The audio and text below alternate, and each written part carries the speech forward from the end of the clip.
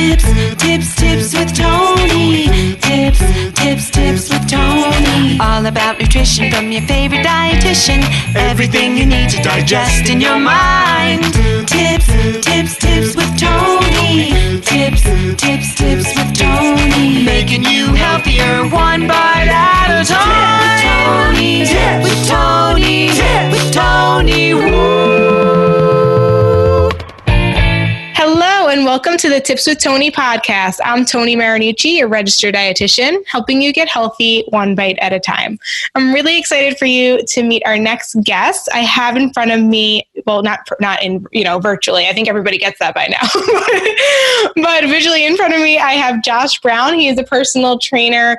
He's going to share with you all about his special tips of how he helps himself, his clients, and even kids. I'm super excited to hear from him. So welcome to the podcast, Josh Brown. Hello, how are you? We're good. Good. Definitely. Let's just start by having you share who you are, what you do, and why you do what you do. Okay, so I'm a personal trainer. I'm from Boston, Massachusetts. I'm also a competitive bodybuilder. I compete in the MPC, and I've been a personal trainer for the last 5 years. I became a personal trainer at the age of 20. And I do what I do because I love exercising, and I also love teaching it and helping others get better and progress in their own performance. Mm-hmm. So I started training people at the age of 20, but I really go all the way back to the age of 12 when I started working out. I started working out at age 12 for wrestling practice, and what I realized at a young age was exercise and lifting was my therapy. There was no better time of day. And when I exercised, I could just enjoy it. And I forgot all the stresses of the day, and it was the best time. And so from ages 12 until about 18, 19, I actually just spent all that time focusing on my own performance and growth and learning. And I went on bodybuilding.com and a bunch of other websites, YouTube. I learned a lot on YouTube, just searching how to build muscle, how to gain natural muscle, how to get bigger, how to get stronger. And then once I was 19, I realized I want to train people. This is what I like to do. So I went to community college and I got certified. And since then, I've just been recertifying every couple of years and staying up with my certs. But I've built a huge clientele working from part-time to full-time and over full-time now, my clients, and just working a lot. Yeah. Well, I can tell you have a really great energy. You really are a sweet guy. I know, and I meant to say this before. We actually have a mutual client, and Jen's no stranger to the podcast. Actually, I had her on my podcast to share her journey working with me, and I help her with her nutrition. But part of her nutrition goals is so she can perform better, and you help her with that. And, she wouldn't be successful without the teamwork. And I think that's really important, that it's not just fitness that's important, or not just nutrition that's important. It's the combination of the two. So I'm really just grateful to Jen. Shout out to Jen. I know she's listening right now, who referred you to be on here, because I really love your energy. And it's no surprise to me that you have a busy workload. It's really cool. I'm happy to hear that. I'm happy when good people are busy. Shout out to Jen. She actually was working with the trainer that I was the apprentice for. And then she left our Y, and then Jen started working with me a couple years later, and Jen's been around, and she is consistent all the time. Yeah, she's so consistent. And also too, she shares a lot about, kind of your guidance and stuff. And I think it's helpful. I think when you have someone who's committed, who clearly wants to make a change, but and then you also have a good support system, that's when success happens. So I think that's pretty cool, that, she has your support, which is great. One thing we were talking about offline, which I think is really cool, is so you work with, kind of general population, someone who's just trying to get stronger or maybe, lose weight or get fit, but you also work with kids that have special needs. And I really want to talk about this, because it's definitely, I'm sure, a challenge. And I think it's pretty special that you take that challenge and you make the best of those certain situations. Can you just maybe elaborate on how you help children with disabilities? Yeah, so I'm one of the youngest trainers at my work. I'm 24 years old. So often my boss, the fitness director, aims me towards the younger populations. I'm more relatable, especially when it's a young male teenager. So my first client a few years ago was a boy with cerebral palsy, and he's in a wheelchair. His legs don't work properly, and he's overweight because he's in a wheelchair. Man. And the eating habits are poor. Since then, though, I've got 2 boys that also have autism, and it's a lot of fun working with that population because a lot of people don't have the patience to do it. It takes time. You have to start from the basics, the bare minimum, like getting them from the wheelchair onto the bike, trying to have them do 1 revolution of pedaling because their legs don't work properly. I have to pick him up, put him on a leg press, put him on all the machines. And it's not to say that other people don't want to do that, but it takes a special person, and you have to be patient and slow. And I really love working with that kid. Like, he's a lot of fun, and he's really ambitious too. The first day he ever saw me, he was like, "I want to have arms like you." And I was like, "Oh, well, let's make it happen." Like, you just have to work towards it. Anything can happen if you're willing to put in the work. Yeah. So tell us more a little bit about that journey, because I think often we might look at a person, or maybe someone who's listening has a child who's struggling with a physical disability, and they kind of just think, oh, what's the point? You know, so what kind of lessons have you learned from coaching him? And then maybe what kind of lessons do you think he's learned, or the growth or progress he's shown? So it started with his actual physical therapist from the school district reaching out to my work, looking for a trainer. And then we had a meeting, and at that meeting, he expressed that he wanted to have bigger arms, but he also realized like that I was empowering to him and motivating. In just my words, he realized like, maybe I can do this. He went from being a kid that was sedentary all the time, and his parents pushed him around in the wheelchair a lot. But the first day we ever worked out, he couldn't even pedal around 1 revolution on a bike. And now he can ride the bike for 35 minutes. This is 2 years later. He can do the bike for probably an hour if he wanted to. He doesn't necessarily want to. Yeah. And actually what's pretty cool is just last week, his dad sent me a video of him riding a trike, a 3-wheel bike outside. His parents got him a bike. Wow. That's so if we had never got him in the gym, he may have never been able to do that. Yes. And just experience what regular kids experience. And that's really beautiful. And I think that, thank you for what you do, because I feel like that's just not only a representation of what people with disabilities can do, but people without disabilities. I think we constantly are telling ourselves we can't do something, and we don't even try.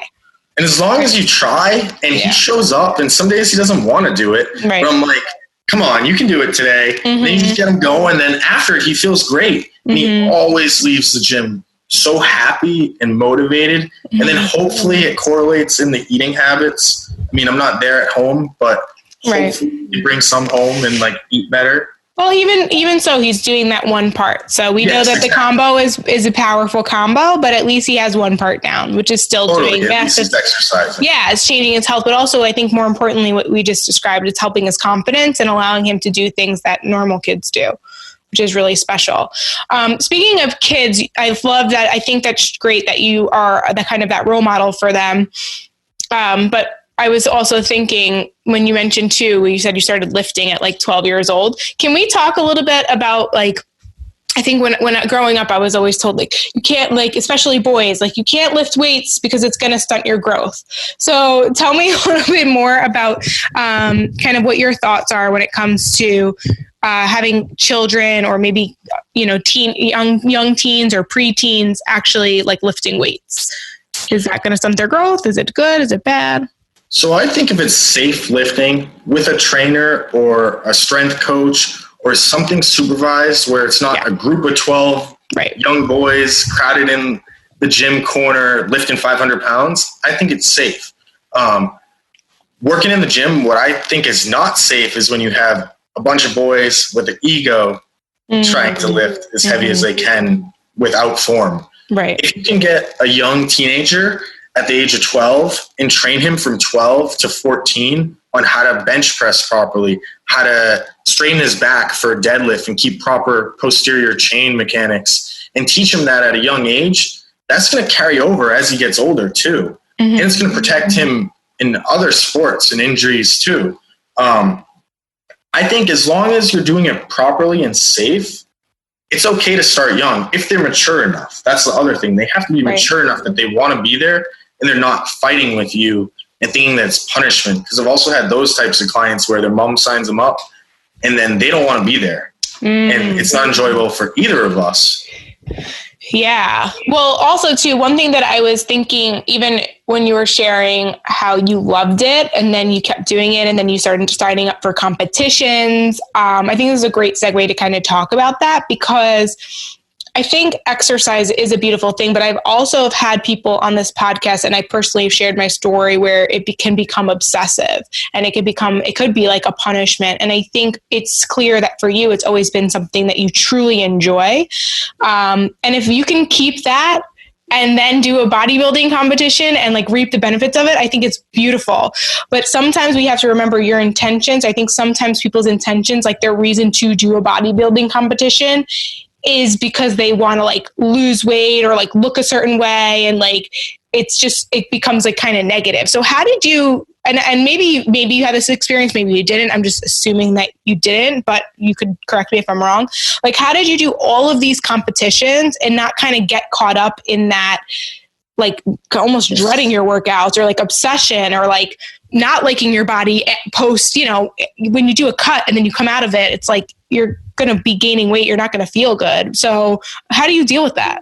So that it is a hard line of balance and understanding that like there is an off season and an in season. And I've competed now 13 times. And when I started competing, I was only 20 years old. So I was a little obsessive. I can't lie. Like I did my first show and I won. So like anyone that does well at something, you're like, oh, wow, I'm hooked. Like, let's do another one. Let's do another one. Let's do another one.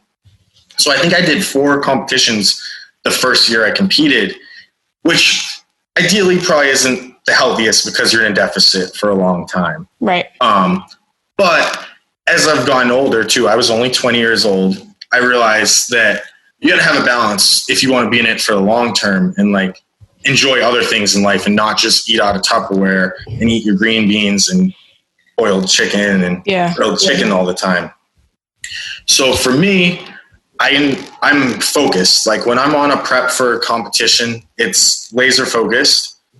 But after it, I allow myself to go out to eat, hang out with friends, have a drink if I want.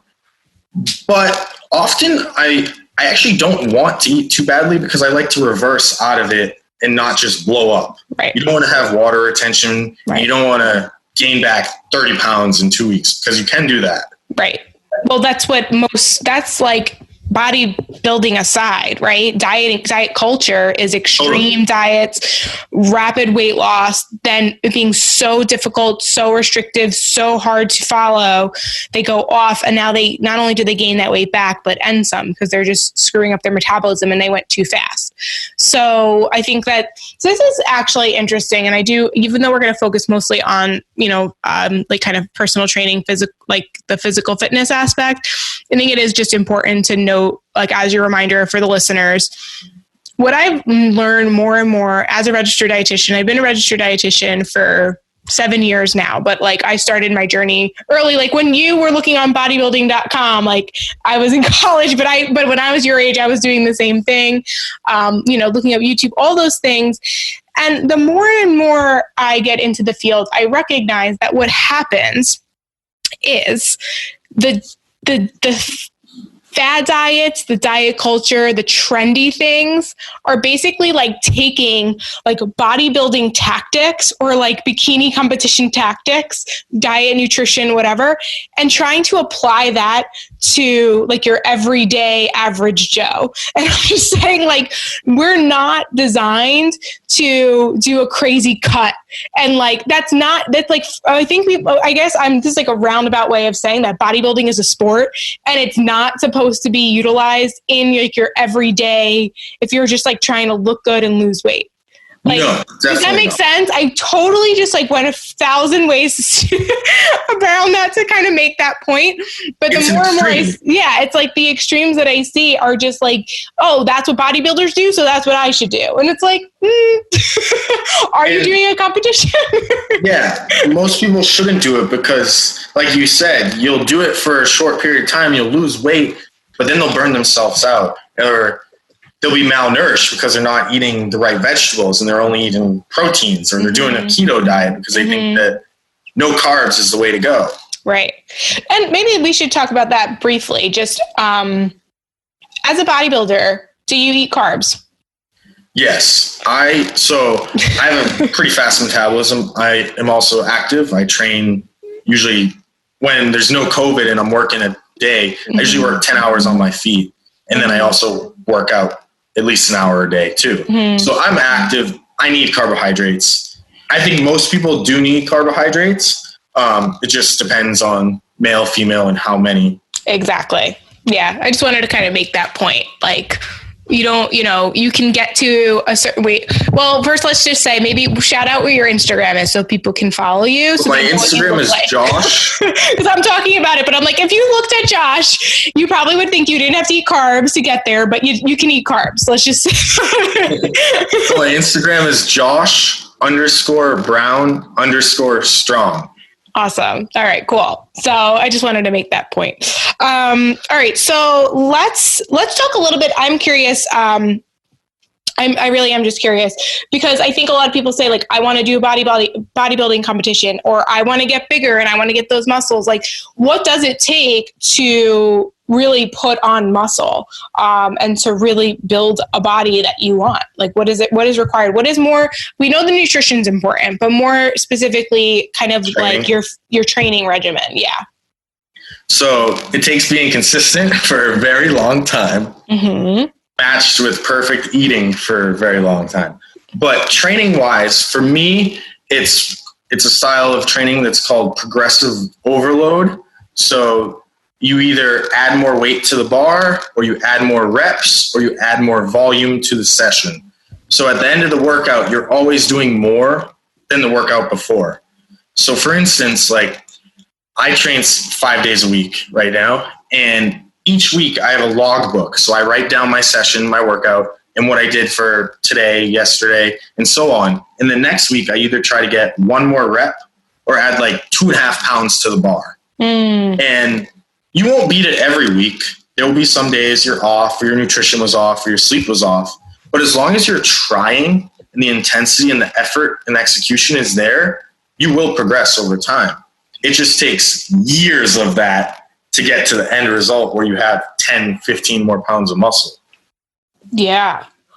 I love that, because immediately when you're like 1 to 2 pounds, I'm like, that's it. But I know what that feels like. I know how much harder that is. And I think that it's important for the listeners to hear that everything that lasts takes time. So you're not jumping crazy amount of weight each week. It's little increments consistently compounded over time. That's what yields big results. So definitely pretty cool. And the most important is the consistency. Yeah. Consistency. Even if you go out and you get drunk and you wake up feeling not that great, if you can somehow get to the gym a little bit later in the day, it still matters. Like all those workouts, even the rough ones, even the days that are off and you're not feeling that great, they still all add up to that end result. And as long as you don't skip them, they're definitely contributing to the end result. Yeah, for sure. And same thing with your eating. Totally. Eating is so important. It's a big, especially for bodybuilding. Like if you need to build muscle, you need to eat a high protein diet, in my opinion. You need to be in a caloric surplus to add muscle, to add weight. Yeah, for sure. Okay. So let's talk a little bit more about maybe how have you, with needing to, you're using those progressive workouts, how have you been able to do that, or maybe teach your clients to do that during COVID when maybe they can't get to the gym and they don't have a lot of equipment. So how can someone utilize that in helping them to put on muscle? So if you're limited with equipment, one way I would do it is by body weight exercises. So say day one of the COVID, you did 15 squats, and now we're on day 40 of COVID quarantine. You should be up to about 50, 60 squats. You should be always progressing your reps. And you can do the same thing for push-ups, sit-ups, crunches, pull-ups, any body weight exercise. You can always add more reps. You could throw in a backpack, put a book in it, add some resistance there. Yeah. You could hold a gallon of water. As long as you're challenging the body in a way that it's forcing new stimulus, new load, or repetitions over time, it will respond. Yeah, and I guess that probably goes to show like that if you're not doing that, and then you're wondering why, maybe nothing's changing, and so maybe you are consistently showing up and you're consistently working out, but if you're not pushing yourself a little bit more, chances are you'll still feel good. Like it's still better than doing nothing. Totally. It's gonna be hard to like put on muscle and to make progress that way. Yeah, or if the goal is weight loss too, you still want to push yourself. You want to train hard so you have that caloric deficit to lose calories and lose weight. Yeah, especially with more muscle. True. The more muscle, the better. All right, awesome. Anything else you feel like we wanted to talk about? Topics, anything before we kind of wrap up? Not really, no. No, you have okay, awesome. So let's we told everyone where they can find you. Maybe just remind them if you take on clients virtually.